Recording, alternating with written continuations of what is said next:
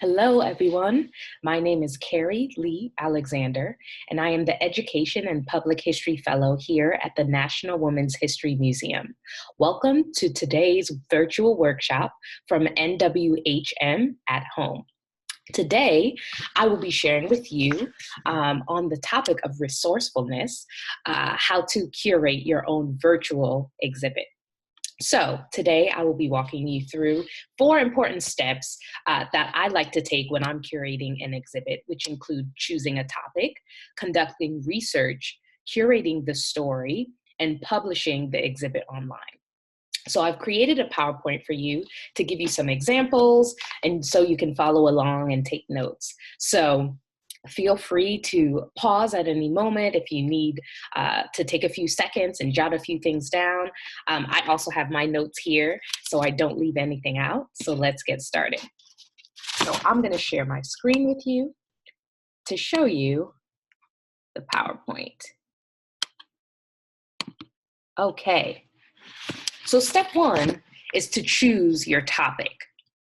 So when you're about to start an online exhibit or a research project, your topic is so important, especially if you're new to research. There are a few questions that you want to ask first.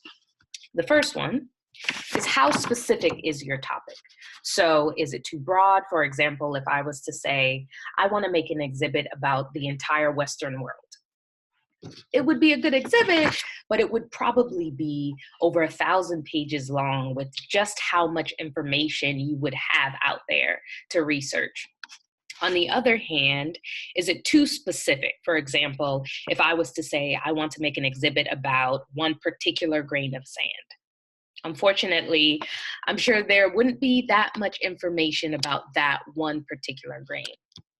And so those are 2 extreme examples, but you want to make sure that your topic is specific enough so that you're not flooded with tons and tons of information, but also broad enough so that you can actually find resources on it, which leads me to my next point. Are there enough resources out there on your topic? So, when you're first starting a research project, even if you're thinking of doing something that isn't too specific and isn't too broad, sometimes there aren't a lot of resources out there on that topic. It may not be well researched yet, or it might be a new phenomenon, and sometimes there just aren't that many resources. So you want to make sure that you're choosing something that's going to have some types of books or articles or studies that are written on it, so that you can have some frame of reference. Unless, of course, you're an experienced researcher and you're doing your own empirical studies and collecting your own data, then you're already 10 steps ahead and you can skip to the end of this video. But if not, if you're like me and so many others, you want to have at least a few good books or resources or articles that are on your topic so you can have something to reference when you need some sort of guidance, right? And so, sometimes you are given a topic by your teacher or it's an assignment or something like that. Even when that happens, you want to make sure it's something that there is resources or there are things that you can look up about that specific topic. Also, if your topic was chosen for you, sometimes you're like, oh man, I didn't get to choose, what I wanted to research. It might not be something I'm specifically interested in, but you still have a great opportunity to decide how you want to talk about that topic. So that leads me to my next question. For those of you who already have a topic and those of you who are assigned a topic, what is your angle? So by angle, I mean, how do you want to talk about your topic? So journalists usually use the word angle to mean their main theme or the point of the story they're writing. It's similar for what we're trying to do here, right? So for example, sticking with the whole sand beach analogy that I was using earlier, if my topic was to curate an exhibit about sea turtles in the ocean, my angle could be, how does pollution affect sea turtles in the ocean? Or what is the life cycle of sea turtles in the ocean, right? Or how long do they live, right? And that's what we mean by angle. right? So you can talk about one specific topic from multiple different angles or different places, right? So that is another way that you can make a topic more interesting for you. And then once you've selected your topic and your angle, you're ready for step 2 already. So step 2 is conducting your research. So the first very important thing to note when conducting your research is the difference between primary sources and secondary sources. So primary sources are the first-hand accounts of a topic, event, or period of time. This could be anything from a letter, a legal document, a record of statistical data, something that the person themselves have experienced. On the other hand, a secondary source is an interpretation, an analysis, an evaluation of a primary source. So it's usually based on a primary source. So these usually include secondhand accounts like journal articles or a scholarly book about a specific topic or event. Now, some of my favorite places to find primary sources include the Library of Congress, which has tons and tons of information, both in person when we're able to meet in person, and also online. They've digitized a lot of their collection, so you can use those resources online. Another place I love is the National Archives. So the National Archives allows you to study and look through, including photographs and different articles, a lot of archival material, some material that people haven't even discovered yet. They're just filed away under miscellaneous, and they could be something that you could really use for your project. And then the last place I love is using a digital collection.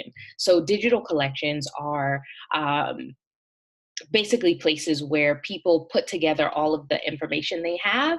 So let's say a library has all of these collections of somebody's interviews. They then transcribe them and put them on their website as a digitized collection.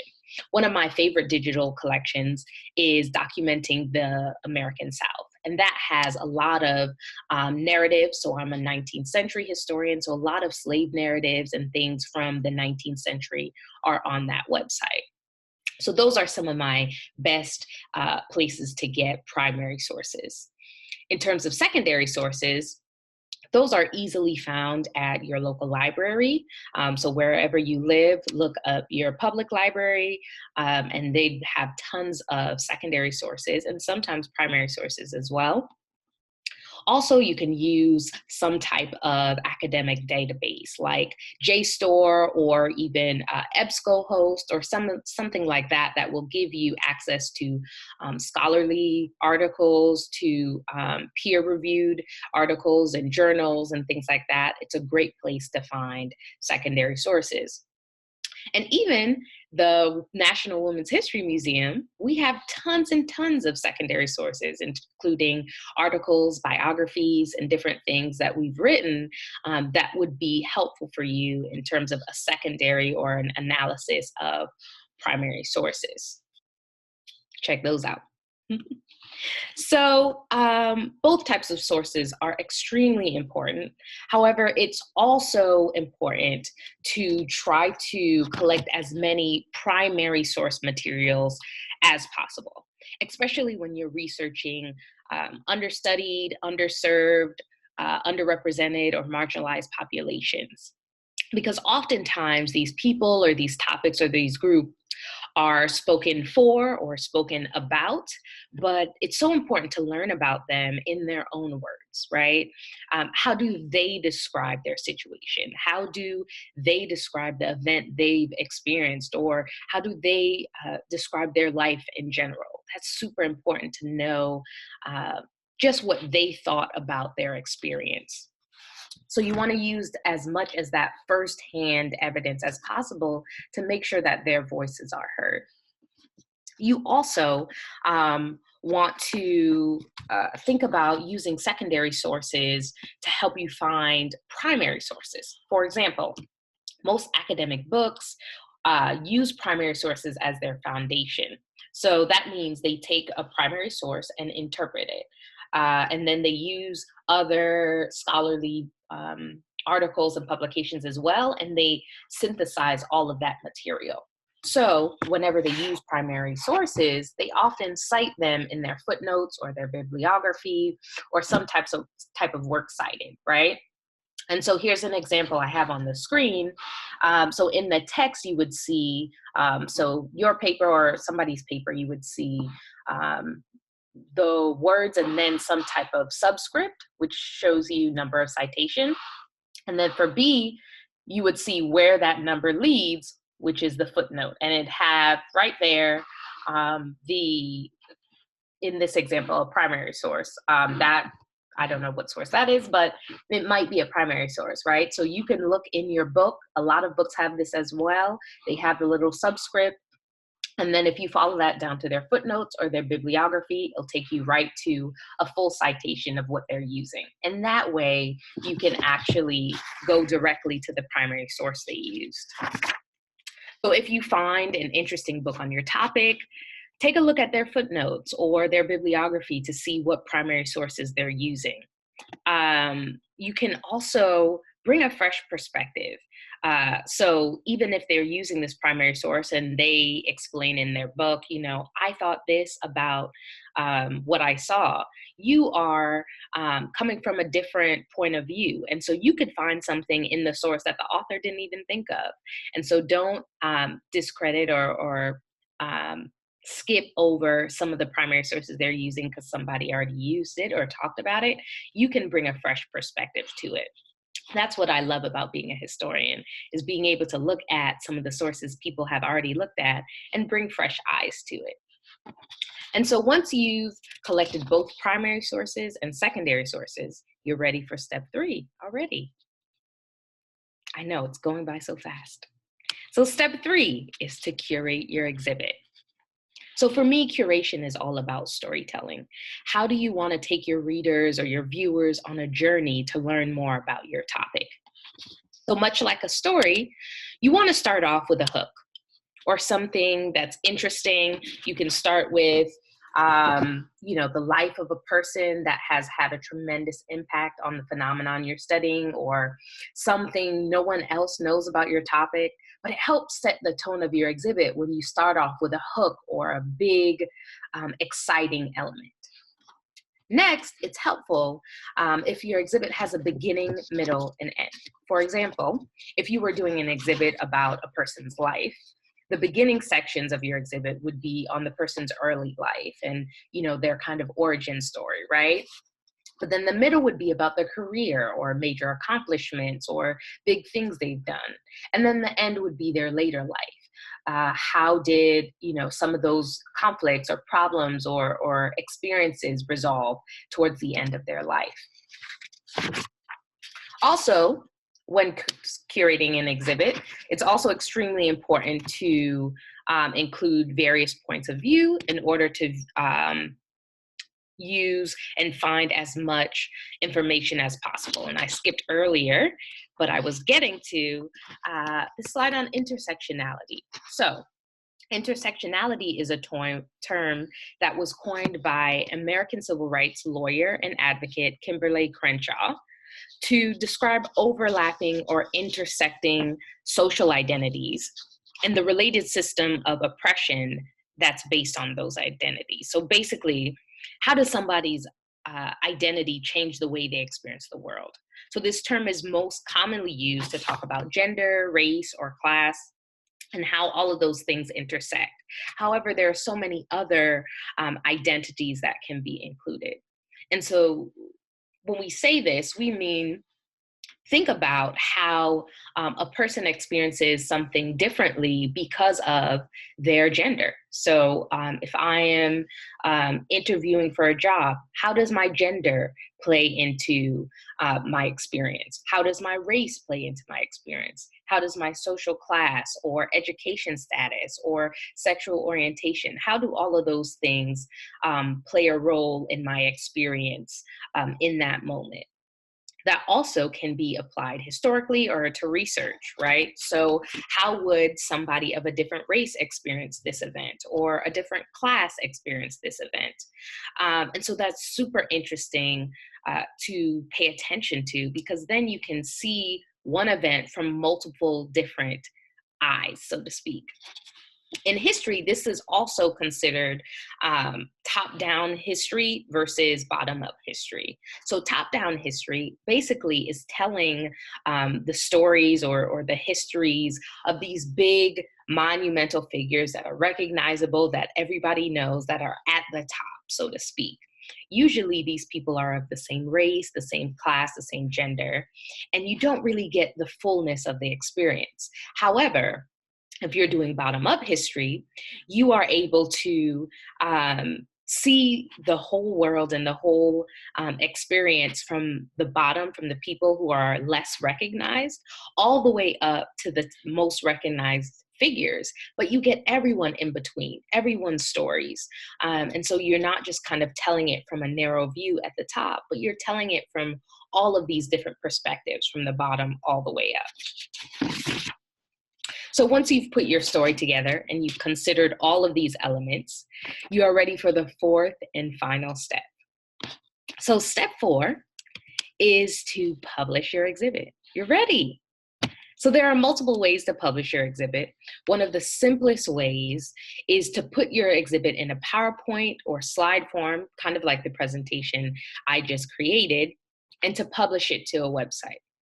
So one of the easiest ways might be something like a WordPress website or a blog website. And that might be helpful if you're just starting out.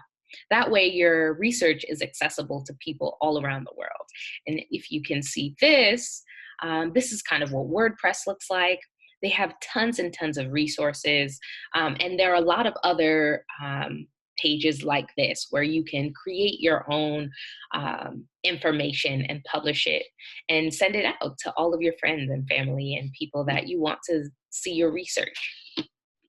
And then for more advanced exhibit production, you can also publish your exhibit on a platform like Google Arts and Culture, where we publish our websites, or consider contacting an existing institution like the Digital Public Library of America that welcomes requests to curate digital exhibits. So I have 2 of them up here. You'll see Google Arts and Culture and also the Digital Public Library of America, and they have tons and tons. Both sites have tons of online exhibits. And so you can contact them. And I know specifically for the Digital Public Library of America, they have an email address right at the bottom of their page that says, "Are you interested in curating an exhibit?" And you can send them an email and contact them. So those are two of some of the a little bit more advanced ways to get your exhibit published. You can also check out womenshistory.org, and we have tons and tons of exhibits on there, just if you want to get a feel for how an exhibit is made and what it looks like and all of the elements that it includes. So now that we've gone through all 4 steps, I know that was super quick. You're already a pro. I will just give you a quick recap so you don't forget anything. So step 1 is to choose your topic. Be mindful of, the specificity, right? Is it too specific or is it broad enough? And also make sure there are resources available so that you can have a good amount of information when you're looking for things on your topic. Step 2 is to start conducting your research. Remember that you want to use as many primary sources as possible, but also use secondary sources to find more primary sources. And then consult your local librarian or some academic websites like JSTOR to find some secondary sources that might be helpful to boost your research. Step 3 is to curate your exhibit. Use a hook, a big beginning, and a middle, and an end to keep your story in line. And also be mindful of intersectionality. How would other people experience this historical event, or how would other people perceive your research? And then step 4 is to publish your exhibit. And I've showed you a few of the platforms out there, but there are so many other ones that can also be helpful. And then you're done. You've done it. And so now I encourage you to try it at home and to let us know how it goes. Because I know, it might be a little bit daunting to do it at first, but once you get into the swing of things, it's super easy and you'll be creating exhibits in no time. So that marks the end of our virtual workshop. I sincerely hope it was helpful. And thank you for joining me today for our quick little workshop. I hope to see you tomorrow for the next NWHM at Home programming. And please continue to visit our website and see more of the exhibits that we've created. Have a great day. Bye-bye.